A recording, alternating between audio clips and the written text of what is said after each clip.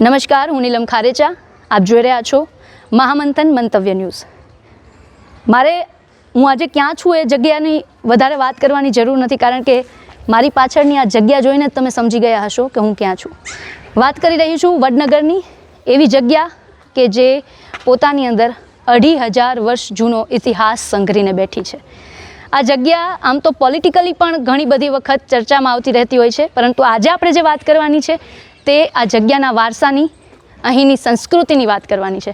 અને તેના માટે આપણી સાથે ઉપસ્થિત છે એક એવી વ્યક્તિ કે જે આપણને આ વડનગરના ઇતિહાસના સાક્ષી બનાવશે કે આખો આ ઇતિહાસ શું છે તેને લઈને આપણને એક સમજણ પૂરી પાડશે. આપણી સાથે જોડાયા છે વડનગરથી જ પ્રોફેસર રહી ચૂક્યા છે, પ્રિન્સિપાલ રહી ચૂક્યા છે, સર છે રણજીતસિંહ રાઠોડ. આમ તો સર, મને તમે જે માહિતી છે એ પ્રમાણે તમે અંગ્રેજીના પ્રોફેસર હતા. જી જી જી. તો અચાનકથી આ ઇતિહાસમાં આટલું બધું તમને ઇન્ટરેસ્ટ અને રસ કેવી રીતે પડવા માંડ્યો, અને આજે તમે ઇતિહાસને લઈને, કારણ કે મને ખ્યાલ છે ત્યાં સુધી વડનગરના લોકો પણ જાણે છે કે ઇતિહાસને લઈને સૌથી વધારે માહિતી કદાચ વડનગરમાં કોઈ હશે તો એ તમે હશો. એનું કારણ એક તો એ છે કે વડનગર ઐતિહાસિક નગરી છે ને, એ નગરમાં વસવાનો મને મોકો મળ્યો અને એ જ નગરમાં એક કોલેજમાં મને મારી સેવા કરવાનો લાભ મળ્યો. એટલે મને થયું કે વડનગર વિશે મારે જાણવું જોઈએ, અને એમાંથી મને ઇતિહાસનો શોખ જાગ્યો. અને પછી તો ઇતિહાસના ઘણા બધા પુસ્તકો પણ વાંચ્યા છે અને વડનગર વિશે વિશેષ માહિતી. અને સંજોગો સાથે એવું બન્યું કે વડનગર ઉપર જ્યારે કામ કરવાનું થયું શૈલેષ રાવલ સાથે, ત્યારે પણ હું એમની સાથે રહ્યો હતો. એટલે ત્યારથી મારે વધારે ઇન્ટરેસ્ટ પડ્યો છે કે આ વડનગરનો ઇતિહાસને વધારે ઉજાગર કરવો અને લોકો સુધી પહોંચવું જોઈએ. સર, ખાસ તો આજે આપણે જ્યારે કીર્તિ તોરણ પાસે ઊભા છીએ, જી જી, તો કીર્તિ તોરણની ખાસ વાત શું રહી છે, અને ખાસ તો જે આ કાર્વિંગ આપણે જોઈ રહ્યા છીએ, જી જી જી, તો એને લઈને અમને માહિતી આપશો, આપણા દર્શકોને જણાવશો કે શું મહત્વ કેટલું છે, અને જે આપણે ક્યુરેટર્સ જે બધા આપણે જે જોતા આવ્યા છીએ કે જે આપણને એક સમજણ આપતા હોય છે, તો તમે એ સમજણ અમને અને અમારા દર્શકોને આપો. જી જી જી. આમ તો વડનગર છે ઐતિહાસિક અને પૌરાણિક નગરી છે, અને એમાં ખાસ કરીને જે શિલ્પ અને સ્થાપત્ય જે આપણી નજર સમક્ષ દેખાય છે, બહાર દેખાય છે ને, એ મોટાભાગે સોલંકી યુગીન છે, એટલે કે સોલંકી કાળના છે. અને સોલંકી કાળમાં પણ સિદ્ધરાજ સોલંકી અને કુમારપાળના સમયના સૌથી વધારે છે. આપણી સમક્ષ જે આ કીર્તિ તોરણ છે ને, એ કીર્તિ તોરણના બે એની પાછળના ભાગમાં સ્ટોરી સંકળાયેલી છે, બે વાર્તાઓ સંકળાયેલી છે. એક એવું કહેવામાં આવે છે કે કુમારપાળ જે રાજા છે એ જ્યારે વિજય પ્રાપ્ત કરીને આ નગરમાં પ્રવેશ કર્યો ને, ત્યારે આ નગરજનોએ, મહાજનોએ નક્કી કર્યું કે એમનું સ્વાગત ભવ્ય થવું જોઈએ, અને એ ભવ્ય સ્વાગત માટે આ કીર્તિ તોરણની એ વખતે રચના કરવામાં આવી હતી. એક આ પણ કહે છે. અને બીજી એક વાત જે પુરાતત્વવિદો જાણે છે એ મુજબ કે આ કોઈ એક મંદિર હશે ભવ્ય, અને મંદિરનું આ પ્રવેશ દ્વાર છે એવું પણ એક કહેવામાં આવે છે. પણ પેલી વાત છે એ સૌથી વધારે ઇતિહાસની નજીક છે. પછી સર, એ સમજવું છે કે આજે ઘણી મૂર્તિઓ ખંડિત પણ થઈ ચૂકી છે, અને તો એ મૂર્તિઓને લઈને તમે સમજણ આપી શકો તો? જી જી. આમાં ખંડિત જે મૂર્તિઓ છે ને, એ કેટલીક ખંડિત થયેલી હશે, પણ અહીંયા જે પથ્થર વપરાયો છે ને એ સેન્ડસ્ટોન છે. સેન્ડસ્ટોન છે ને, એ સહજતાથી જ્યારે એને પવનની ટચ થાય, ગરમીની અસર થાય, એટલે એ ધીરે ધીરે ખરવા માંડે છે. એટલે આમાં જે શિલ્પો જે છે ને, એને જે ભગ્ન કર્યા અથવા તો એને તોડ્યા છે ને, એવા દાખલા ઓછા છે, પણ એ સેન્ડસ્ટોન છે એટલે એમાંથી ખરી ગયા છે, વધારે થયા છે. આ સેન્ડસ્ટોન છે બધો જ, લગભગ બધો સેન્ડસ્ટોનમાં વપરાયો છે, અને મોટા ભાગે સોલંકી જેટલા પણ શિલ્પો છે ને એ બધા સેન્ડસ્ટોનમાં છે. સર, આ સેન્ડસ્ટોનની તમે જે વાત કરી, કેમ કે એટલે હું સમજી શકું છું તે પ્રમાણે ઈ રેતી સાથે, રેતીમાંથી બનેલો હોય, તો ઈ રેતી, કારણ કે મોટા ભાગે એવી વસ્તુ છે કે જે સરકી જતી વસ્તુ છે, તો એમાંથી આ પ્રકારના પાષણ જે પથ્થરો બન્યા હોય ને, એમાં પાછું એનું કાર્વિંગ જે છે કરવામાં આવે છે. તો આ અંદાજે કેટલા વર્ષ જૂનો હશે એની એક માહિતી જોઈએ છે. અને આ જે બનાવ્યો છે, જે સોલંકી વંશની તમે વાત કરી, તો એની પાછળ તમને કંઈ તમે સમજી શકતા હોય અને સમજાવી શકતા હોય અમને? જી જી જી. તો એના આધારે તો એક તો આ સેન્ડસ્ટોન છે એટલા માટે, કે સેન્ડસ્ટોન એટલા માટે છે કે આમ તો કોઈ પણ પથ્થર બને અથવા કોઈ હીરો બને ને, તો એની એક પ્રક્રિયા હોય છે કે અમુક વર્ષો સુધી એના પર પ્રેશર કરવામાં આવે તો એ ઓટોમેટિકલી કાં તો એ સેન્ડસ્ટોનમાં પરિવર્તિત થાય, અને અતિશય પ્રેશર કરવામાં આવે તો પછી એ હીરામાં પરિવર્તિત થાય છે. અને કેટલાક છે ને એ પેલા હાર્ડ સ્ટોન, એમાં એનું પરિવર્તિત થાય છે. એટલે આના ઉપર પ્રેશર ઓછું આવ્યું છે એટલે એ સેજ સ્ટોન બન્યો છે. અને એનો ઉપયોગ એટલા માટે જલ્દી થાય કે આને કાર્વિંગ કરતી વખતે બહુ તકલીફ નથી પડતી, સહજતાથી કાર્વિંગ એનું થતી હોય છે. આપણે જેને કોતરણી કહીએ છીએ, બરાબર છે. અને જો તમે આ જે પણ કોઈ પણ આવું મોન્યુમેન્ટ્સ હોય તો એ મોન્યુમેન્ટ્સમાં આપણને હાથીનું નીચેના ભાગમાં શિલ્પો આપેલા હોય છે. અને એ હાથીના શિલ્પો એ શું છે કે હાથી છે ને એ વજનવાહક હા, પ્રાણી પ્રાણી છે. છે. એટલે જ્યારે પણ આ ઇમારત તમે ઊભી કરો છો તો એને સહજતાથી પોતે ધારણ કરી શકે ને એવું એક જ પ્રાણી છે અને એનું નામ છે હાથી છે. બરાબર છે. એટલે ત્યાં આગળ આપણે આનું સૌથી વધારે શિલ્પો દરેક જગ્યાએ તમને આ જોવા મળશે કે પહેલી હરોળ જે હશે ને એ આની જ હશે. હાથી. હા. પછી એના ઉપરના ભાગમાં તમને કોઈ નૃત્યના દ્રશ્યો તમને આપેલા હશે. એના ઉપરના ભાગમાં કોઈ દેવી દેવતાઓના દ્રશ્યો આપેલા હશે. બરાબર છે. એ પ્રમાણે ઉપરના ભાગમાં ધીરે ધીરે જાઓ એટલે પછી મોટી મૂર્તિઓ બતાવે છે. નીચેના ભાગમાં નાની હોય છે અને ઉપરના ભાગમાં મોટી મૂર્તિ હોય છે. એમાં પછી શિવ હોય છે, વિષ્ણુ હોય છે, બ્રહ્માજી હોય છે. બરાબર છે. એ પ્રકારના બધા શિલ્પો આપેલા છે આપણને. આમાં ઉપરના ભાગમાં એક તોરણ પણ હતું. એ તોરણ પણ ભગ્ન થઈને એ પડી ગયેલું છે. એ તોરણ અહીંયા નથી. પેલો સામેનું જે કીર્તિ તોરણ છે ને એમાં એ તોરણ છે એ અકબંધ છે, એવું ને એવું છે. સર આ બીજી એક વસ્તુ કે કદાચ આ સવાલ બધાને થતા જ હશે, મારા જેવા આપણે પામર માણસ છીએ એટલે થવાના જ છે. એક ખાસ વસ્તુ તો એ સર કે કેટલા વર્ષ જૂનું બાંધકામ છે. જી. અને છતાં પણ જે અડીખમ આપણે અત્યારના બાંધકામમાં જોઈએ જ છીએ, તો આ અડીખમ જે અત્યારે સુધી રહ્યું છે, સદીઓ આટલી વીતી ગઈ અને છતાં પણ જે પ્રકારે એની સુંદરતા જે છે એ તમે ભલે ઘણી ખંડિત થઈ ચૂકી છે છતાં પણ એની સુંદરતા એનામાં હજુ પણ છે. તો એ જે સક્ષમતા જે છે, જે અડીખમ ઊભી રહેવાની, તો એની પાછળનું કારણ શું છે? આ પથ્થરો માત્ર છે કે પછી એની તે સમયનું બાંધકામ કંઈક અલગ પ્રકારનું હતું? આમ તો શું છે, મોટાભાગના જે શિલ્પો વડનગરમાં છે જે દેખાય છે આપણને એ સોલંકી યુગીન છે, એટલે કે સોલંકી કાળના છે. હવે આ શિલ્પો જ્યારે એ સ્થાપિત કરતા હોય તો બનાવતા હોય છે ને ત્યારે એની ચોક્કસ કેપેસિટી પ્રમાણે એને ગોઠવવામાં આવે છે. નીચેનો જે સ્તર છે એટલો મોટો કરવામાં આવે, એના ઉપર બીજો સ્તર જે નાનો કરવામાં આવે, ધીરે ધીરે કરીને પછી ઉપરનો સ્તર એનાથી મોટો કરવામાં આવે છે. પણ એનું જે બેરિંગ છે એટલે એને કે સહન કરવાની જે શક્તિ છે ને એ એના પાયામાં છે. બરાબર છે. અને વચ્ચેના ભાગમાં જે લોક સિસ્ટમ છે, આ બેની વચ્ચેના ભાગમાં નીચેના ભાગમાં એક લોક સિસ્ટમ, આમાં કોઈ પણ પ્રકારનું કોઈ ધાતુ વપરાતી નથી, કોઈ જ ના વપરાય, કોઈ ખીલો વપરાતો નથી, ફક્ત એક લોક સિસ્ટમ હોય છે. ને એવું કહેવાય છે કે પથ્થરોને જ્યારે જોડવામાં આવે ને એ લોક સિસ્ટમથી તો ધીરે ધીરે પથ્થરો પોતાની સાથે જોડાઈ જાય છે. એટલે એમાં સિમેન્ટ કે પછી તમારે ધાતુનો કોઈ ઉપયોગ કરવામાં નથી આવતો અને એટલા માટે આ લોંગ લાસ્ટિંગ છે. એટલે આનું હજારો વર્ષનું આયુષ્ય જે ગણાય છે એની પાછળનું રીઝન એક માત્ર આ છે. તમે ખીલાહારી વાપરો અથવા તો જો લોખંડ વાપરો છો તો એનું 50 વર્ષથી વધારે આયુષ્ય નથી, પણ આનું જે આયુષ્ય છે એ 1000 વર્ષ છે. બરાબર.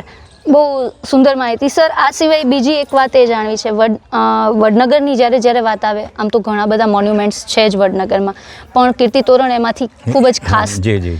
એ સિવાય વડનગરમાં જો કોઈ મુલાકાતીઓ આવતા હોય તો કઈ કઈ જગ્યાઓ એવી છે કે જેને તમે એવું કહી શકાય કે બહુ વારસો જેનો બહુ ભવ્ય રહ્યો હોય? જી. તો એવી જગ્યાઓ વડનગરમાં કઈ કઈ? વડનગરમાં એક તો આ કીર્તિ તોરણ છે, એ બે છે.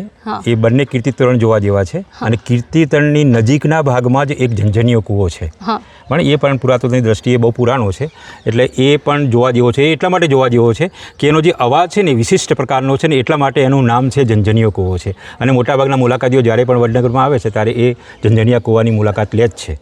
પછી એક છે એ વડનગરમાં તમે એન્ટર થાઓ ને ત્યારે મેડિકલ કોલેજની નજીકના ભાગમાં એક લટેરી વાવ છે. એ લટેરી વાવની પણ મુલાકાત લેવી જોઈએ અને એ પણ શિલ્પ સ્થાપત્યની દ્રષ્ટિએ અને પુરાતત્વની દ્રષ્ટિએ એ પણ આરક્ષિત છે, એને આરક્ષિત કરેલી છે. એ જ પ્રકારે પાછળના ભાગમાં તમે તો એક પશ્ચિમ મહેતાની વાવ છે, બરાબર છે, અને એ 7 કોઠાની છે અને એમાં કદાપી પાણી ખૂટતું નથી. ગમે એટલો દુષ્કાળ પડે તો પણ એમાં પાણી રહેલું જ હોય છે. તો એ પશ્ચિમ મહેતાની વાવ છે, એનું પણ ફરીથી રિનોવેશન્સ આખું થવાનું છે અને એને ભવ્ય બનાવવાની છે. એ જ પ્રકારે ગૌરીકુંડ જે એક આપેલો છે, બરાબર છે, ગૌરીકુંડના જે શિલ્પો છે ને એ પણ જોવા જેવા છે. અને એવું કહેવાય છે કે વડનગરમાં કેટલાક મંદિરો જે ભગ્ન થઈ ગયા એના કેટલાક શિલ્પો છે ને એ શિલ્પોને ત્યાં સ્થાપિત કરવામાં આવ્યા છે અને ત્યાં સાચવવામાં આવ્યા છે. એટલે એક ગૌરીકુંડ પણ જોવા જેવો છે. સર આ સિવાય એક મેં વડનગરને લઈને જે વાત સાંભળી છે કે વડનગરમાં જેટલી વસ્તુઓ છે મોટાભાગે તળાવ છે તો 365 છે, કૂવાઓ છે 365 છે, મંદિરો છે તો 365 છે. તો એની પાછળનું રહસ્ય શું છે? એ તો વર્ષની સાથે સંકળાયેલું છે, પણ આમ એટલે ઓન રેકોર્ડ જે છે ને એ આપણને એટલું જોવા નથી મળતું. દાખલા તરીકે તળાવના જે પગથિયા છે ને એ 360 ના હોઈ શકે, એ 50 કે 60 જ હોઈ શકે. એટલે પણ એકની સાથે ઘડાઈ ગયું કે 360 કહી દીધું આપણે, બાકી એના 50 થી 60 જ પગથિયા છે. અને એ જ પ્રકારે અહીંયા તળાવો જે છે ને એ તળાવો લગભગ અમે જે ગણ્યા છે એ 44ની આસપાસ છે, 44 છે. પણ વડનગરની એક વિશિષ્ટતા એ છે કે આ તળાવો જે છે ને એ લિંક્ડ છે, એટલે કે એકબીજાની સાથે જોડાયેલા છે. એક તળાવ ભરાય એટલે એનું તળાવનું પાણી બીજા તળાવમાં જાય, એમ કરતાં કરતાં એ પાણી શર્મિષ્ઠામાં આવે, શર્મિષ્ઠામાંથી પાછું પાણી પડી અને પછી સોમનાથ મહાદેવનું મંદિર છે ને ત્યાંથી એક નાની નદી ઉત્પન્ન થાય છે અને એ નદીનું નામ છે કપિલા નદી છે. ઓકે, બરાબર છે. અને એ અંતે પછી અહીંયા નજીકના ભાગમાં રૂપેણ નદી છે, રૂપેણ નદીમાં ભળી જાય છે.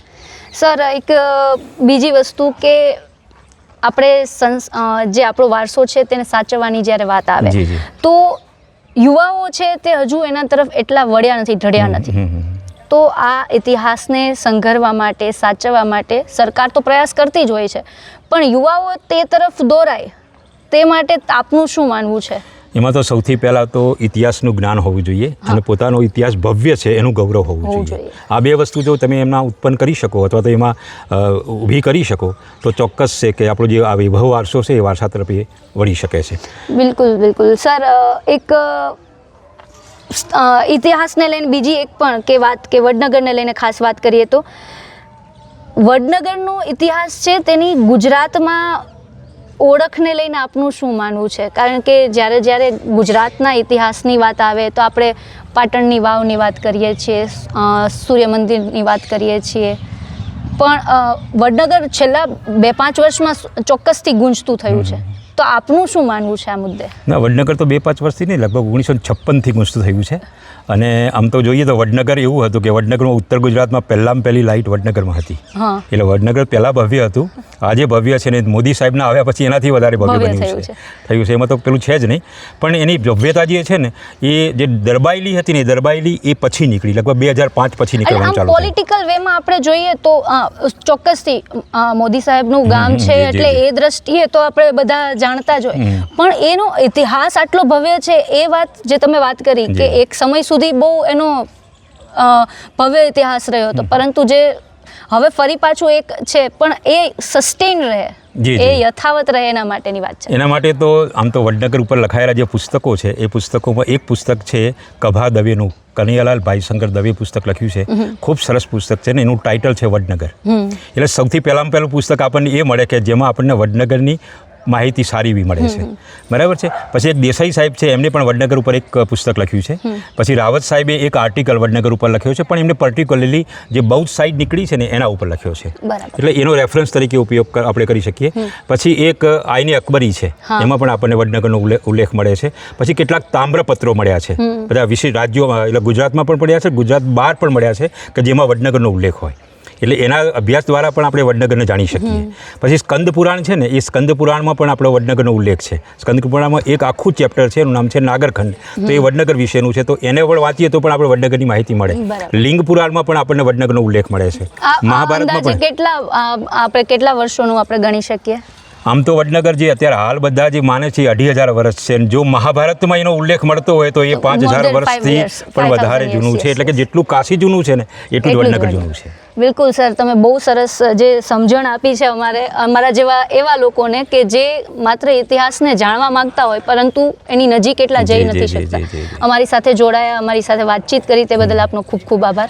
એક હું પંક્તિ કહી દઈશ, સરસ મજાની છે. ચોક્કસ સર. બરાબર છે. અને એ પંક્તિ મને બહુ ગમે છે કે આ બધા જે શિલ્પો છે ને એનું પોતાનું એક વેદના છે, એનું પોતાનું એક રુદન છે કે અમે ઊભા એકલા કોક દી કોક આવશે ને ઉકેલશે આ શિલ્પના.